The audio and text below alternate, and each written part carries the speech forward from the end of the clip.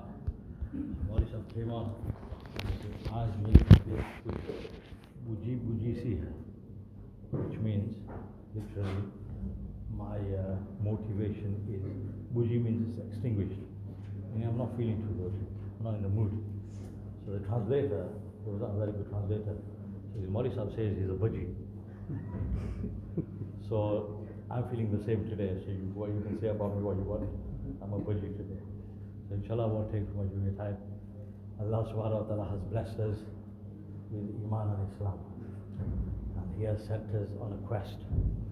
Once my little daughter came home from madrasa and I asked her, what did you do in madrasa today? Did you enjoy it? She said, yeah, we had good fun. It was enjoyable. I said, what did you do? So she said, after we finished the sabak, Appa gave us word search. So I said, oh, I like word searches. She said, I do as well. I said, did you enjoy it? She said, yes, I did. But she said, one bit of it I didn't like. I said, what's that? She said, I was finding it hard to find Allah. The word Allah. Because you know, people who make word searches sometimes put diagonally backwards and everything. Yeah. So she goes, I was having difficulty finding Allah. I said, Beti, we're all in the same boat. We're all in the same boat. That's our life. We came from Allah, we're going back to Allah. We acknowledged Allah. Alastu bi rabbikum. There was nothing but Allah. So we were for Allah. And we were fully devoted to Allah. One person, he went to a buzurg with a problem. So buzurg told him, pray 2 rakats, make dua. So the person ran around like a headless chicken, going to this guy, that guy, and everything. And when everything failed, when no one could help him, then he said to the buzurg, he said, Ab to Allah-hi Allah. Buzurg said, Pehle bhi Allah-hi Allah tha. Before there was Allah, now there is Allah. There is always Allah. Everything else is a means. So we came from Allah and we acknowledged Allah and we loved Allah. And not just in the alam-e-arwah, but even when we came into this world, there was a stage in our life, all of us, when we were fully devoted to Allah and we loved Allah and we said the name of Allah with a relish and enjoyment and with a love brimming in our hearts. And if you want to see a sample of that, just look at your little son or daughter, nephew, niece, grandson, granddaughter. If you say, if I'm going to the masjid, my wife says to me, Kajala, if I'm not, if I'm buji, then I'll just look at her. What do you think I'm going? If I say namaz pada jaun, yeah, and she said, masjid ma, and I'm like, feel like, you know, where else do you think I'm going to pray namaz? Yes? Or I won't, I'll just slam the door, I'll just storm out. I come back from masjid, somebody asks me, what's up, Kangela? Masjid. Yes? No fervor, no motivation, no enthusiasm. And you take your little grandson or your son, you say to him that today I'm taking you to the masjid. So he will be so happy, he'll go to his mom and he'll say that I'm going to the masjid. I want to wear my jubba. So she'll take out one and you know, I want the white one that I wore on Eid day. And then she'll dress him up, he'll put the topi on her thing, he'll look like an angel, you take him to the masjid. Everyone says, MashaAllah, MashaAllah. Farishto lagets. You don't know him at home, he's a little devil. But MashaAllah. And when he goes back home, he won't do that, oh, masjid. Yeah? When you ask him, where did you go? He'll say, I went to Allah's house. He'll want to phone his grandma, phone his aunties. Guess where I went today? I went to Allah's house. Kabhi hum mein tum mein bhi chahati. कभी हम में भी तुम में भी राह थी कभी हम भी तुम भी थे आशना तुम्हें याद हो कि न याद हो. Once upon a time we were lovers of Allah subhanahu wa ta'ala. And Ramadan is a prime example of that. Your little child, they keep a roza, and then at iftar time their face has literally gone small, they look famished, and the mother and father, they say, okay, only on weekends. But the kid is so enthusiastic. No, Mom, I'm going to keep them all. I'm going to keep them all. And before they go to sleep, they're insisting. They'll tell you 100 times, make sure you wake me up for Sahri, make sure you wake me up for Sahri. And if we don't, then in the morning there's a kickoff.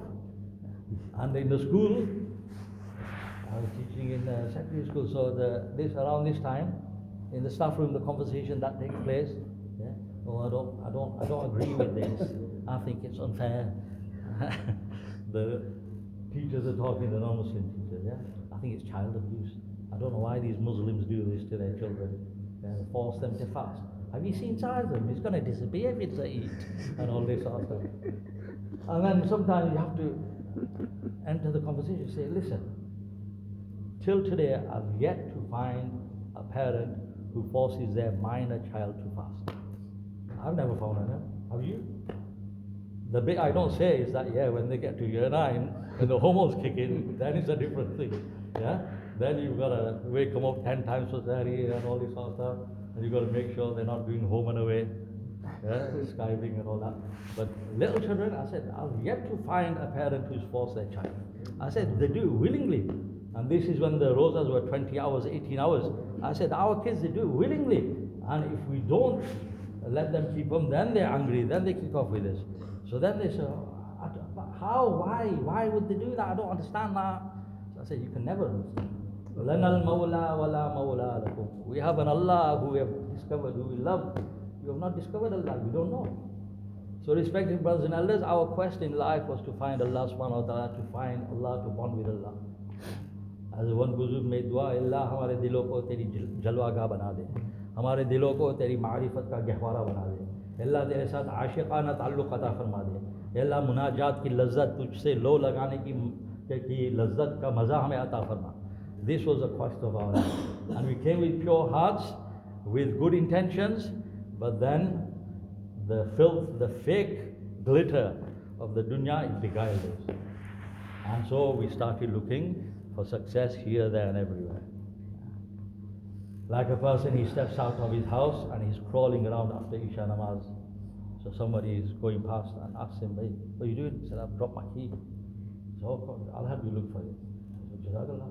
So now two of them looking around. After some time, a third person joins them. Then a fourth person. They're all crawling around. Can't find it. Then one of them, he asks, he goes, "Bhai, where did you drop the key?" He said, "Oh, I dropped it outside the park." I said, "Why are you looking for it here then?" He said, "There's no street light there. The light's here, so I'm looking for it here." He said, "Why you wasted our time and your time? You'll never find the key." In the same way, our success is in our deen.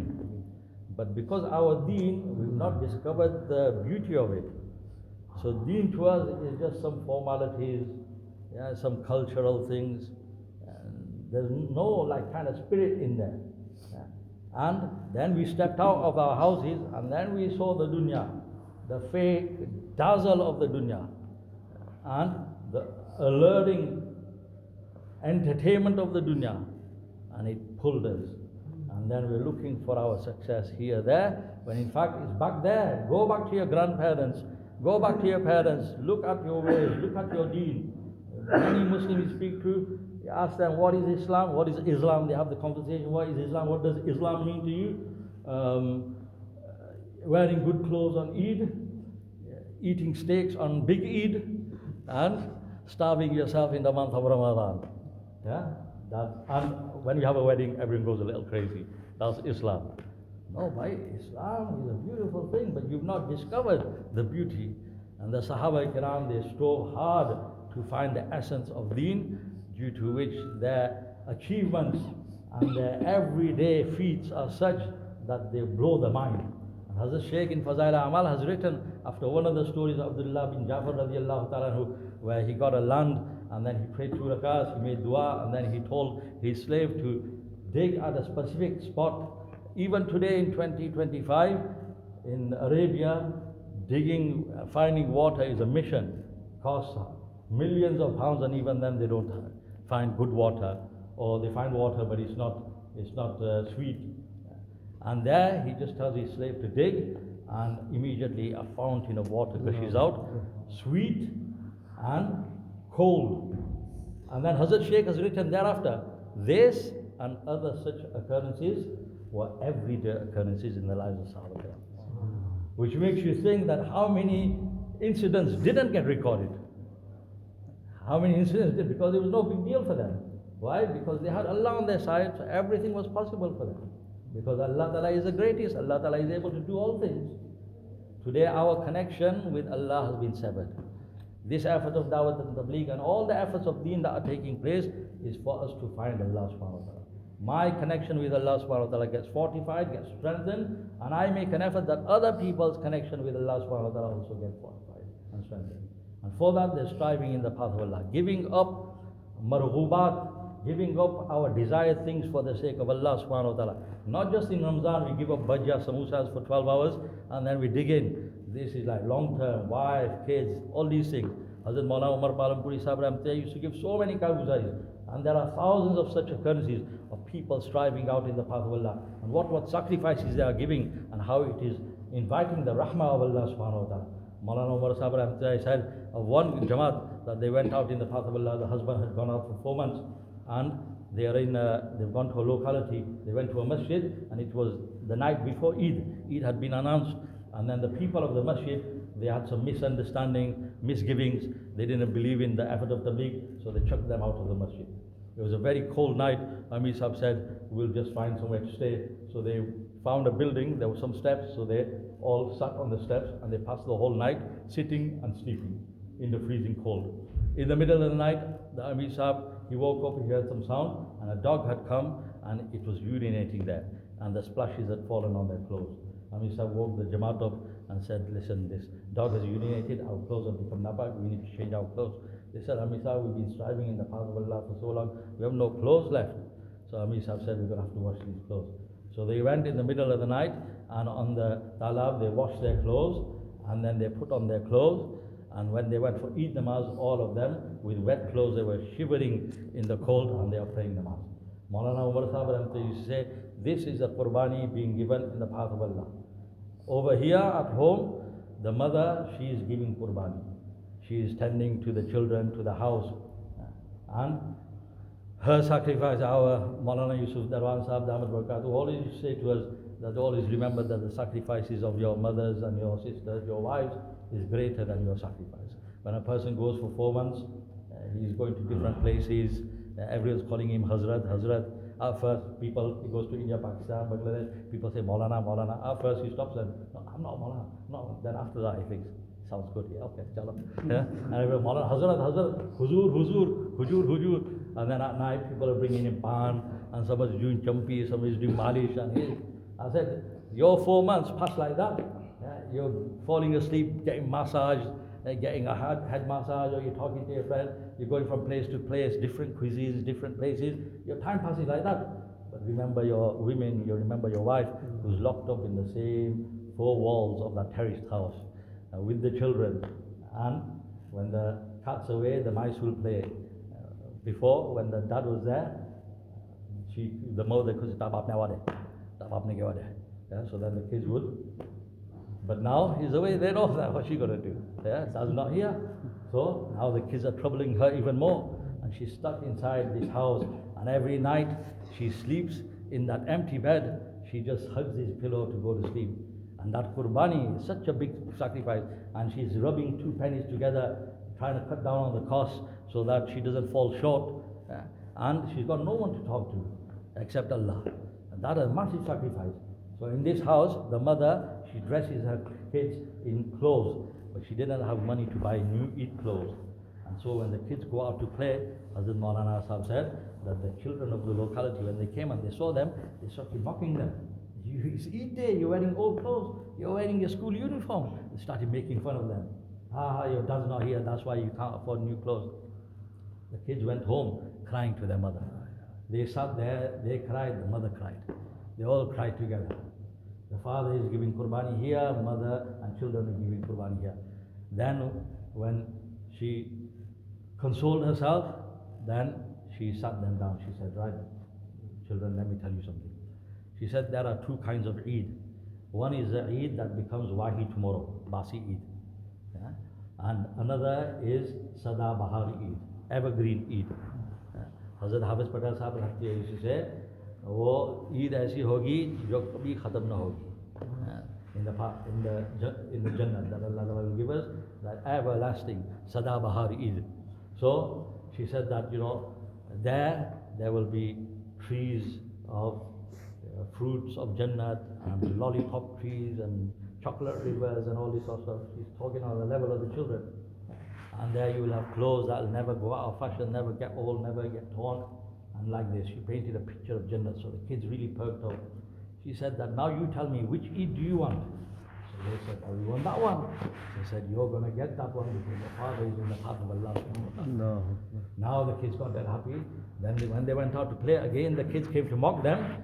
Those kids, they turned on them, they started laughing at them. And now you keep your Eid.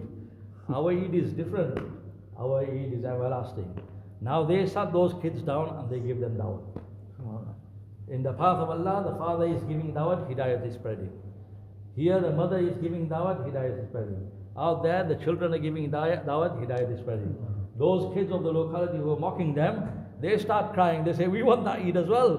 So send your dad in Jamaat. So the kids go into their homes and they say, Papa, Jamaat mein jao tum. Go into Jamaat. The kids are now giving dawah. All around, dawat ki fiza hai, har su hidayat ki hawaye chal rahi. This is the effort of dawat and tabligh. A very simple effort, but because of the simplicity, many people get beguiled. But alhamdulillah, behind this is the help of Allah subhanahu wa ta'ala. When a person selflessly gives from his own pocket, his own holidays, because he knows, if I spend 40 days every year in the path of Allah, I can't go to, what's the holiday, what's the destination of choice nowadays? Don't say Dubai. Out of date now. Qatar now, Qatar, Maldives. But he knows, if I go there, then I can't go there. And he explains to his wife. When the wife says, Chala apna holiday par jaye, he sits the kids and wife down and says, listen, this holiday of the dunya, what is it? You go there, 3 days you're getting over the diarrhea, then you're running from the mosquitoes, and then you're complaining 2 days, you're fighting with the manager. It looked like that in the brochure, look at reality, look at that, it's nothing like it, nothing. And then you're back again. And the holiday in Jannat, everlasting, eternal.